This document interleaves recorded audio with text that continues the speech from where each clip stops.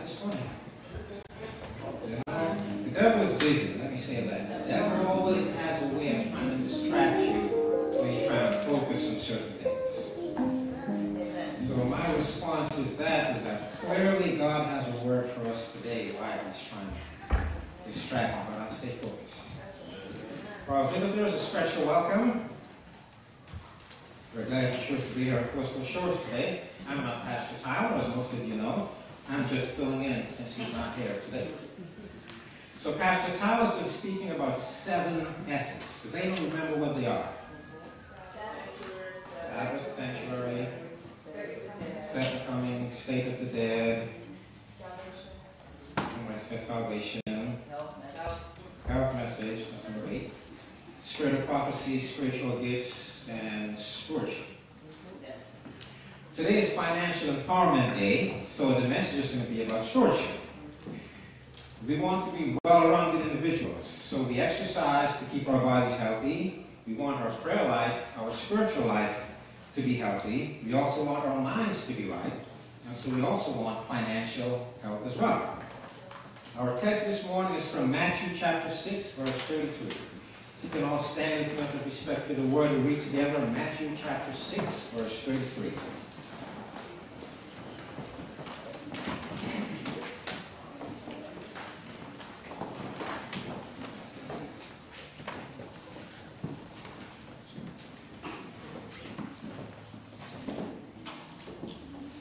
Read together. But seek ye first the kingdom of God and his righteousness, and all these things shall be added unto you. Let's pray. Father in heaven, we thank you for your word. Lord, we thank you for this Sabbath day. Father, I pray that you please speak through me this morning, that your voice will be heard and not mine. This is my prayer in Jesus' name. Amen. You may be seated. I had a friend in New York probably over 20 years ago. He was from a culture where names were important. The name means something. And you're known in the village and the town by your name. So you're known as so-and-so's son, so-and-so's daughter. So all the kids, mainly the boys, whatever you want to socialize to respect the family name, whatever you do reflects on the family name. So you really try not to do anything to embarrass the family name. So, because everyone is always watching, it takes a village. So you really socialize to respect the family name. So one day, him and his friends were out doing what teenagers always do, running around getting into trouble, who knows. But for whatever reason, they decide to harass this particular man at his house. So they're swinging on his gate, they're teasing the dog, they're throwing rocks at this man's house for no particular reason. So of course the man gets upset, he yells at them, they run away. So my friend gets home, goes about his day, his father comes home from work, calls him, says, I need to talk to you. He goes, oh boy, we're in trouble for what we did today. So his father just sits him down. Now, he was expecting some type of fierce punishment because of what he did. It didn't happen. He said his father didn't beat him, didn't ground him, didn't really punish him. But he said what his father did hurt him more than any punishment his father could have done. He said his father just looked him straight in his eye. He said, change your ways or change your name. And he just left him and walked away. He said that was the worst thing his father could have said to me. I'm not a preacher, as you all know.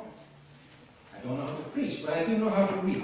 I've been looking for a long time how to read. So I'm going to share with you some things that I've read. They just happen to be about stewardship.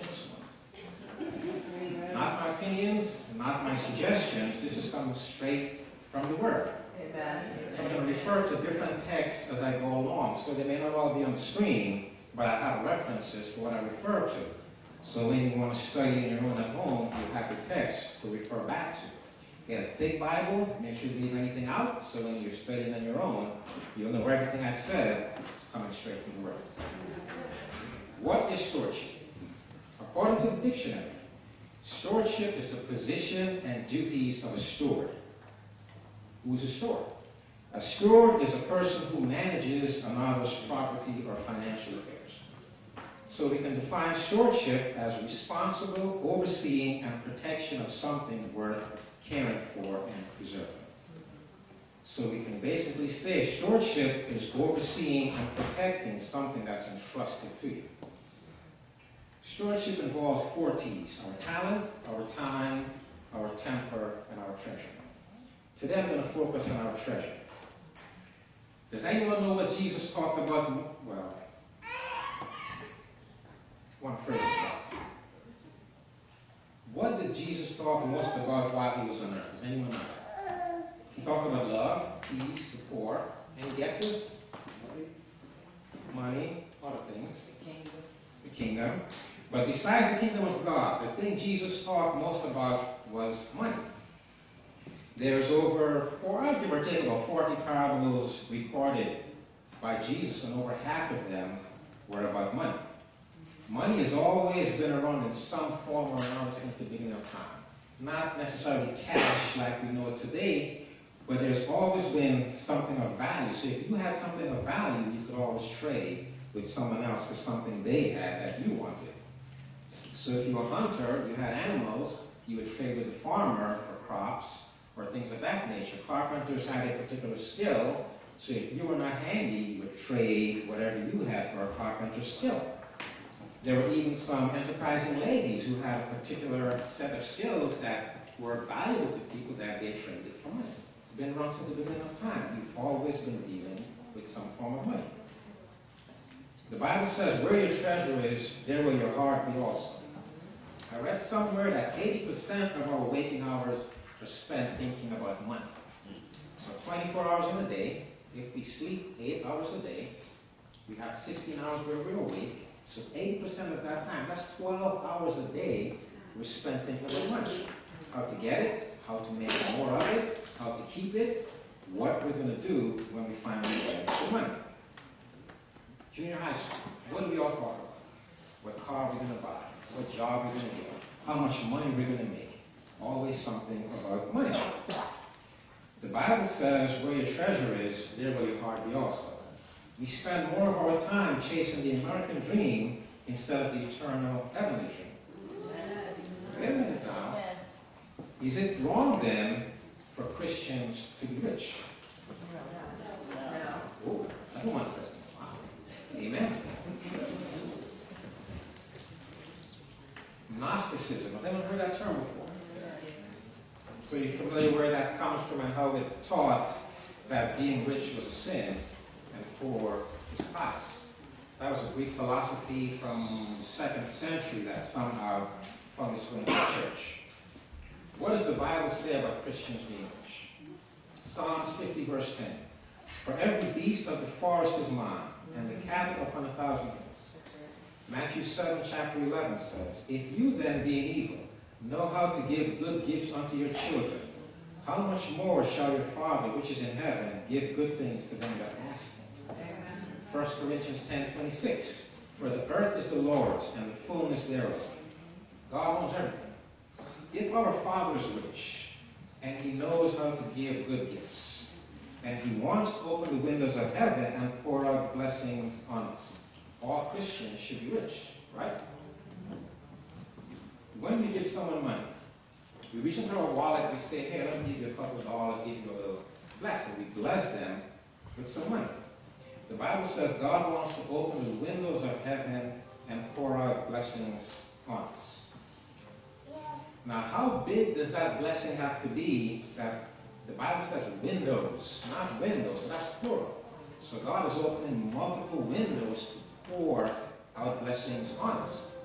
Now, when you're pouring something, you're not measuring, you're just pouring until you say, okay, that's enough, and you stop. So it's not a measurable blessing, but that's how God wants to bless us. Proverbs 13:22.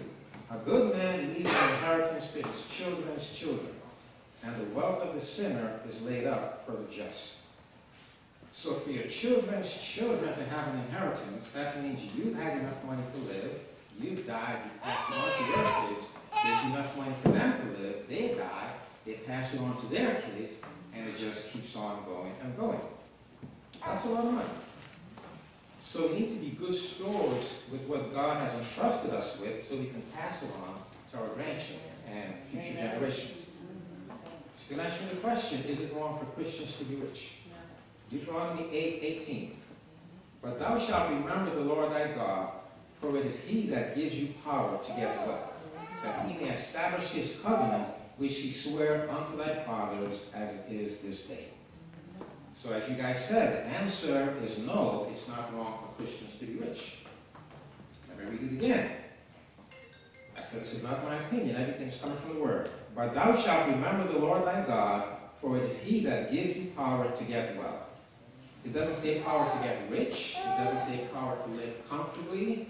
It says he gives us power to get wealth. What is wealth? Any numbers? Any guesses? How do you define wealth? How do you define wealth? Give me a number.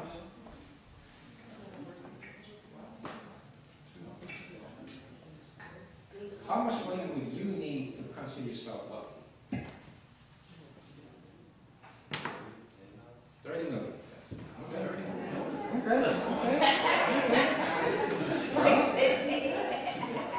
Let's put it in perspective. Shaquille O'Neal made $20 million a year when he played for the Magic. Over his entire basketball career, he made $292 million. He probably made just under 29,000 points. So every time he made a point, or basket, 20,000 per basket. That's how much he made playing basketball. 20,000. 20,000. When those times when he did make a foul shot, it was only 10,000 because there was 1 point. But for every 2 points, he got paid $20,000. Certain comedians said Shaquille O'Neal is rich. The guy who signs his check, he is wealthy. So there's someone sitting somewhere that could afford to write a check for $20,000 for every basket one individual made. That is wealth.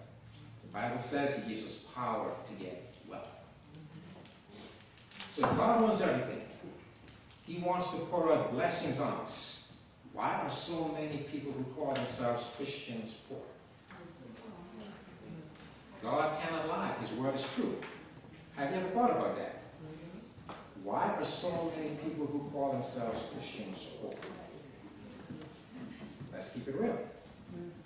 Why is it that you are not wealthy? We're living in debt. We're living paycheck to paycheck. We move balances from one credit card to another credit card to get the 0% rate. We're trying to save on interest charges. So we're moving money around with one paycheck from the poorhouse. Why is that? Haggai 1, verse 5 to 9. We're going to read this together. Haggai chapter 1, verse 5 to 9. And now therefore, said the Lord of hosts, consider your ways. You have sown much and bring in little. You eat, but you have not enough. You drink, but you are not filled with drink. You clothe you, but there is none warm. And he that earns wages to put into a bag of holes. Sounds like he's talking to some of us in here today. Verse 7. Thus says the Lord of hosts, consider your ways. Go up to the mountain and bring wood, and build a house, and I will take pleasure in it, and I will be glorified, says the Lord. You looked for much, and lo, it came to little. And when you brought it home, I did blow upon it. Why, says the Lord of hosts? Because of my house that is waste, and you run every man unto his own house. The people of Judah were putting their own needs before the need to build a temple. You see the results of that. Basically, they were running out of money before the month was over. They were spinning their wheels and not getting anywhere financially because they were putting their own needs before what God required of them. Luke chapter 16, verse 10 to 12. Luke 16, verses 10 to 12. He that is faithful in that which is least is faithful also in much. And he that is unjust in the least is unjust also in much. If therefore you have not been faithful in the unrighteous mammon, mammon is referring to material things, who will commit to your trust the true riches? Verse 12, Luke 16, 12. And if you have not been faithful in that which is another man's, who shall give you that which is your own? Stewardship is responsible overseeing, managing another's property or financial affairs. 1 Corinthians 10:26. For the earth is the Lord's, and the fullness thereof. Psalms 24, verse 1. The earth is the Lord's, and the fullness thereof, the world, and they that dwell therein. God created everything. He owns everything. If we're not managing the little God has blessed us with now, how can He trust us to manage true riches? Amen. He gives us power to get wealth. We have the power, the rest is on us. If you're in a bank, the only customer in the bank, you walk in the bank, it's 4:59, the bank is about to close. You walk in there, there's just one teller, it's just you. You step to the counter, the teller says, oh, I forgot something, I'll be right back. She leaves a pile of money right in front and she just walks back. Would you take it? No. Why not? Yes, It's just you and her. That's the right answer. Well, I would hope you wouldn't take it. There's cameras everywhere in the bank, so you probably wouldn't get the points. Right? It doesn't belong to you. Taking what doesn't belong to you is stealing. We don't have to kill God. Why would you want to rob a bank? Malachi 3, verse 8. Will a man rob God? Yet you have robbed me. But you say, where have we robbed you? Tithes and offering. Not being faithful, returning tithes and offering is stealing from God. The same way the bank's cameras would see you take that money, God sees all. He knows our heart. He knows we're not returning our tithes and offering. But I have a lot of bills. I'm car needing tires, I have student loans to pay back, I need the new iPhone XR, it's Christmas, I have to buy gifts.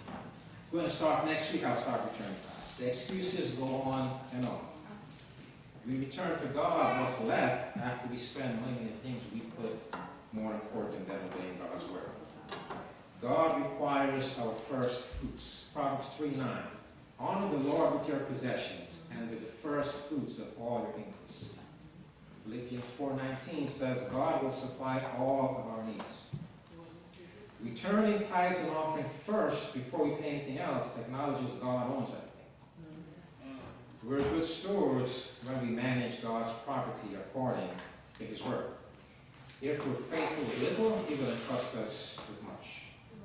The IRS doesn't trust us. They get their money before your paycheck even comes to you. God requires only 10% tithe. The degree of sacrifice is the same for everyone. So if you make minimum wage, 10% of minimum wage. If you're a millionaire, 10% of your income. It's the same sacrifice everyone makes. God is equal and treats everyone the same. Now the offering, that comes from the heart. I heard someone say the tithe says God is God, but the offering says God is good. That's why we call it a free will offering. God is trusting us to only return 10% tithe and a love offering. It's a test. So if you return 10% tithe, 10% offering, you have 80% of your paycheck left to live on. Now, if you can't live on what's left, we have some classes coming up later on in the year. You need to be there. So make sure you let me know you're interested, and I'll be sure to let you know when those classes are coming up. So a question. Will returning tithes and offering get you into heaven? No. Matthew 23:23 says, woe unto you, scribes and Pharisees, hypocrites, for you pay tithe and have omitted the weightier matters of the law, judgment, mercy, and faith. These ought ye to have done, and not to leave the other undone. Don't just return tithes and forget about other matters. We also need to address other matters and not ignore tithes and offering. We need to obey all of God's word. The earth is the Lord's. God owns everything. He created everything. He doesn't need anything from us. He could just simply make more. So it's not that He needs us to do this. This is for our benefit. Tithing is for our benefit. It teaches us how to keep God first in our lives and how to live unselfishly. Unselfish people make better friends, better spouses, better employees, better employers. Surprisingly enough, unselfish people have better finances. I know a guy who's an accountant. Every now and again I just pop into his office and just hang around, shoot the breeze. He has a client who's a contractor. He says he doesn't know how this guy lives. He gives most of his money to the church. He does the guy's taxes, so he knows the income this man brings in. He also knows how much he gives to the church, and he said, I don't understand how he can live with what he gives away. Clearly, the Lord is blessing him. Amen. Luke 6:38 says, give, and it shall be given unto you. So just to be clear, returning tithe doesn't save you. We're saved by grace. Amen. And once we're saved, we want to obey God. Amen. Ephesians 2:8. For by grace are you saved, through faith, and not of yourselves. It's the gift of God. Mm-hmm. Salvation is a gift. We're saved by the grace of God. Amen. Well, if I'm saved by grace, returning tithe is not going to get me into heaven. Why do I need to return tithes and offering? I have bills. God owns everything. He doesn't need my money. Why return tithes and offering? Let's look at Malachi 3, verse 8. Will a man rob God? Yet you have robbed me. But you say, where have we robbed you? In tithes and offerings. So to answer the question, why return tithes and offerings? Because there are consequences when we don't follow God's word. What happens when you don't return tithes? Look at verse 9. Malachi 3, verse 9. You are cursed with a curse, for you have robbed me, even this whole nation. One good thing about God, though, he always gives us hope. Verse 10 goes on to say, test God, bring the tithe, and he will pour out a blessing on us. Well then, how do I return tithes and offering? I'm not there yet. I don't just want to pay another bill. I want to do it with the right spirit. I want to be blessed. How do I return tithes and offering? I'm glad you asked. Matthew 6, verse 3 and 4. It's about intent. But when you do a charitable deed, do not let your left hand know what your right hand is doing. That your charitable deeds may be in secret, and your Father, who sees in secret, will himself reward you openly. God knows your heart. We don't do it for show or because we feel guilty. We return tithes and offerings because we love God and we want to obey. We need an outpouring of the Holy Spirit. The Holy Spirit will change our character, change our heart, change our finances, change our lives. The Holy Spirit will help us to change our ways so there'll be no need to change our name. All we have to do is ask. Luke 11, verse 9 to 13. And I say unto you, ask, and it shall be given you. Seek, and you shall find. Knock, and it shall be opened unto you. For everyone that asks receives, and he that seeks finds. And to him that knocks, it shall be opened. If a son shall ask bread of any of you that is a father, will he give him a stone? Or if he ask a fish, will he for a fish give him a serpent? Verse 12. Or if he shall ask an egg, will he offer him a scorpion? Verse 13 says, if you then, being evil, know how to give good gifts unto your children, how much more shall your heavenly Father give the Holy Spirit to them that ask? All we have to do is ask. Another guy about 20 years ago, his son needed a kidney transplant. So this guy was going to donate his kidney to his son. Of course, he does the full test, all tests, the full workup. So I'm talking to the guy, I'm like, you realize, no, this is before I had kids, so I didn't get to that. But this is my young, some might even say my young and foolish days, but that's another story. So I'm talking to this guy, I'm going over his medical records, and I'm like, you realize with your pre-existing conditions, you're probably going to be on dialysis at some point in the future if you do this. He just kind of shrugs and says, you got to do what you got to do. Now that I have kids of my own, I can understand the sacrifices we're willing to make for our children. Remember, Jesus came and he died to give each and every one of us the opportunity to be with him forever. So if someone is willing to die in your place, it's probably safe to say there's nothing that person will not do for you. All we have to do is ask for an outpouring of the Holy Spirit. He will change your life. It can't be that easy. Just ask. John 14:14. John chapter 14, verse 14. If you ask anything in my name, I will do it.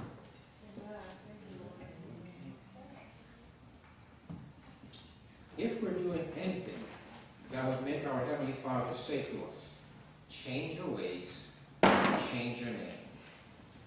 Pray for an outpouring of the Holy Spirit to change your life. Try it. Step out in faith. God will bless you. I told you, God always gives us hope. Always. Ephesians chapter 2, verse 4 and 5. Ephesians chapter 2, verse 4 and 5. But God, who is rich in mercy, for his great love wherewith he loved us, even when we were dead in sins, hath quickened us together with Christ. By grace are you saved. So by quickening us together, he means to restore life to us. So even while we're in sin, God is restoring life to us together with Christ. God wants to save us. All we have to do is ask. So my appeal to you today is, if there is anyone, if you feel I say if you feel you somewhere, because we just read that there is nothing God is not going to do to save us.